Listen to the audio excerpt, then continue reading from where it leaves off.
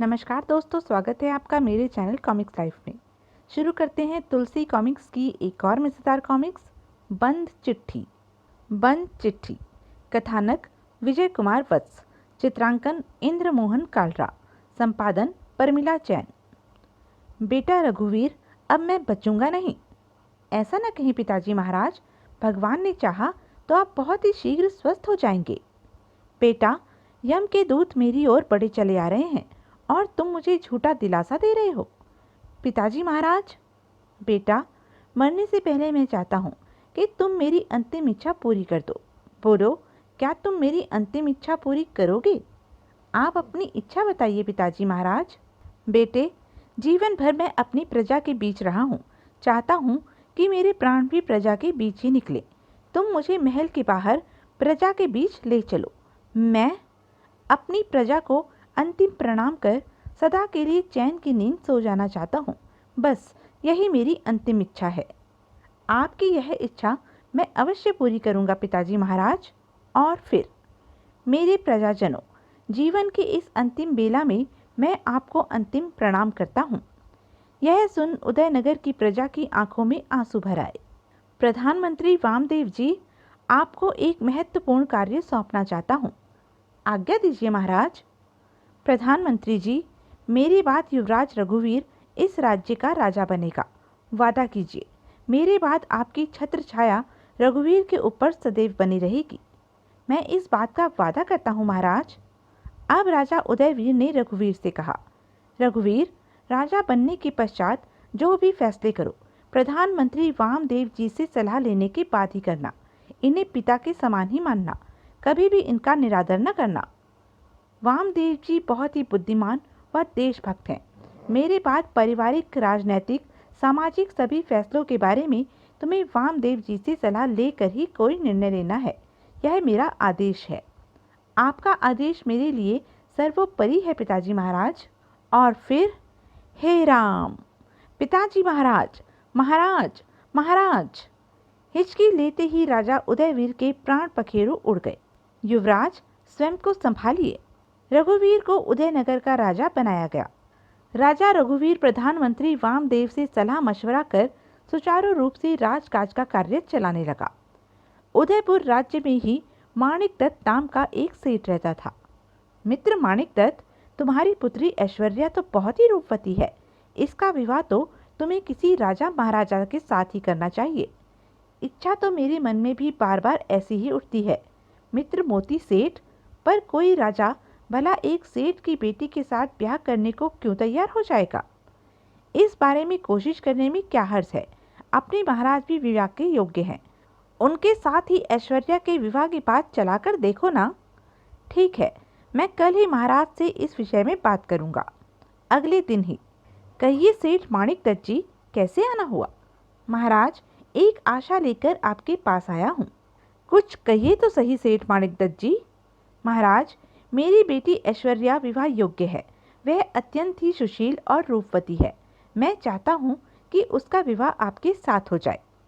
ओह, तो यह बात है। जी महाराज।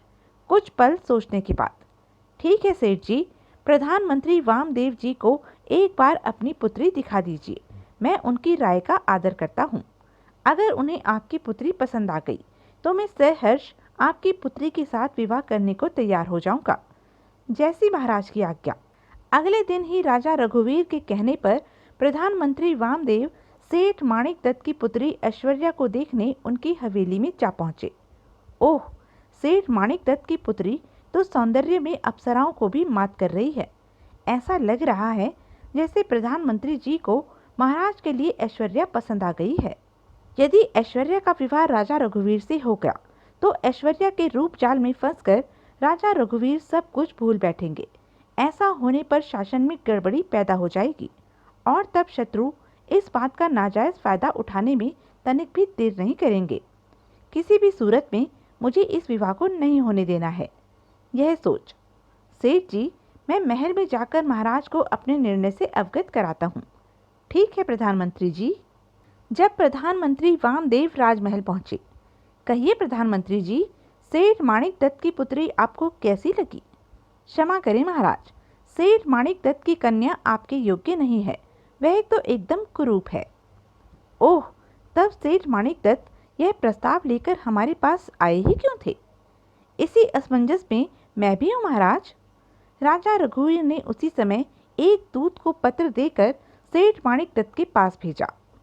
सेठ माणिक दत्त, हमें खेद है कि हम तुम्हारी पुत्री के साथ विवाह नहीं कर पाएंगे। राजा रघुवीर, आखिर क्यों महाराज ने यह प्रस्ताव ठुकरा दिया? प्रधानमंत्री जी ने ऐसी कौन सी कमी देखी ऐश्वर्या में? राजा रघुवीर की ओर से निराश होकर एक दिन सेठ माणिक दत्त ने उदयपुर के सेनापति शूरसेन को ऐश्वर्या दिखाई। मुझे ऐश्वर्या पसंद है सेठ माणिक दत्त जी। शुभ मुहूर्त में सेनापति शूरसेन के साथ ऐश्वर्या का विवाह हो गया। सेनापति शूरसेन में ऐसी कौन सी कमी थी जो सेठ की कुरूप पुत्री के साथ विवाह करने को तैयार हो गए?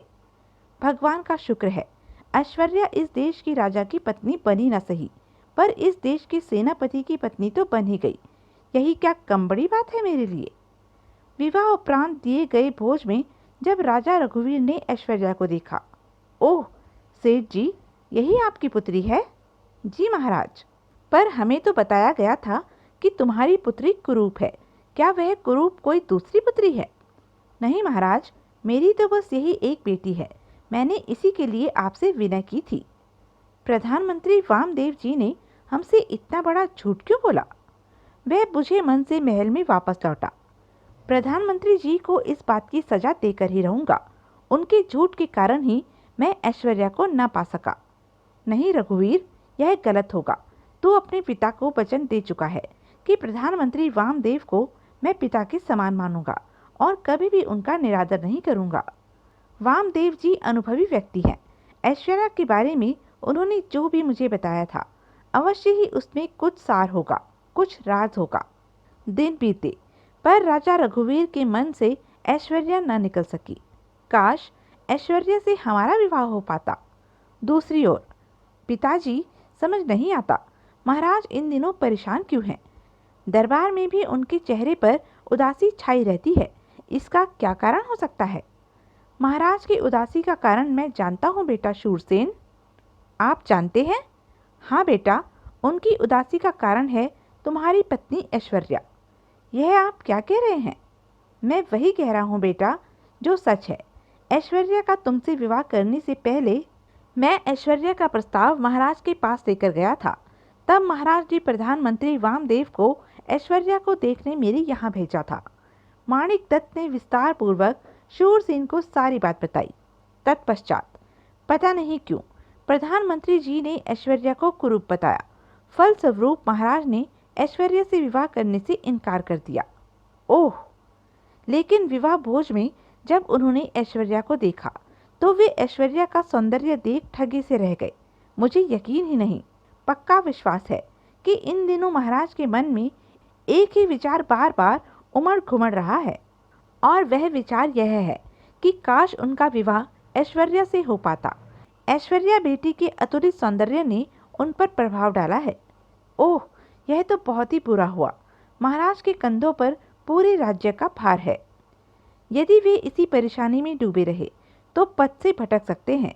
तब इस राज्य का क्या होगा? बेटा, होने को कौन टाल सकता है? महाराज व इस राज्य के भाग्य में जो लिखा है वह तो हर हालत में होकर रहेगा। ऐसी बात नहीं है पिताजी, मैं उस होने को बदल कर रहूँगा। दूसरी ओर, राजा रघुवीर ऐश्वर्या को लेकर ही इन दिनों परेशान है। कोई बात नहीं, बीतते समय के साथ ऐश्वर्या उनके ख्यालों से निकल जाएगी। अगले दिन ही सेनापति शूरसेन राजा रघुवीर से मिला। महाराज, मैं आपका अपराधी हूँ, लेकिन अनजाने में ही मुझसे ये भूल हुई है। सेनापति जी, यह आप क्या कह रहे हैं? आप और अपराधी, आपसे कौन सी भूल हो गई है? महाराज, मेरे ससुर ने मुझे सब कुछ बता दिया है। आप इन दिनों ऐश्वर्या को लेकर परेशानी में डूबे हुए हैं। मैं आपकी वही परेशानी दूर करने आया हूँ। मैं कुछ समझा नहीं। महाराज, ऐश्वर्या आपको पसंद है। यदि आप चाहें तो अब भी उसे अपना सकते हैं।